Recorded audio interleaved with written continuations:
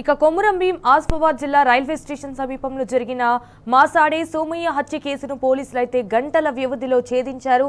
రెబ్బన మండలం తుంగెడ గ్రామానికి చెందిన భోగరావు నగేష్ ఈ దారుణ హత్యకు పాల్పడినట్లుగా గుర్తించారు. నిందితుడిని అరెస్టు చేసి రిమాండ్కు కూడా తరలించారు.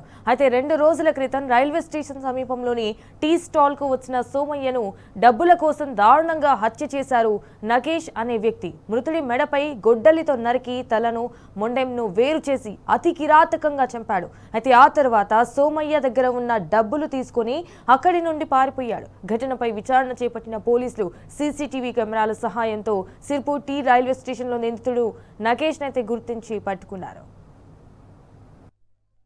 రైల్వే స్టేషన్ ముందట జరిగినటువంటి అతి కిరాతకమైనటువంటి మర్డర్ జరిగిన తర్వాత నిన్న మాకు ఇన్ఫర్మేషన్ వచ్చింది. అదేమంటే ఒక ముసలాయనను ఎవరో గుర్తు తెలియని వ్యక్తి మెడల్ నరికేసి తల మందం నుంచి వేరు చేసి అక్కడే రైల్వే స్టేషన్ ఎదురుగా పడవేశారనే సమాచారం మీద వెంటనే మేము అక్కడికి వెళ్ళి డిఎస్పీ గారి ఆధ్వర్యంలో ఎస్పీ మేడం ఆదేశాల మేరకు 2-3 టీమ్స్ ఫామ్ చేసినాం. ఇమీడియట్లీ టీమ్స్ ఫామ్ చేసి చెప్పడం వల్ల మాకు అక్కడ స్థానికులు తెలిపినటువంటి సమాచారంతో ప్లస్ మా టీమ్స్ క్విక్గా రియాక్ట్ కావడం వల్ల ఇందులో ఉన్నటువంటి నిందితుడు భోగారపు నగేష్ తండ్రి చంటయ్య, ఆయన తుంగెడ గ్రామం, ఆయన మర్డర్ చేసిన తర్వాత ట్రైన్ ఎక్కి బల్లార్ష వైపు పారిపోవడానికి వచ్చిండు. అదే ట్రైన్లో మళ్ళీ రిటర్న్ వస్తుంటే మన టీంలు నేను సిర్పూర్ టీ రైల్వే స్టేషన్లో పట్టుకోవడం జరిగింది.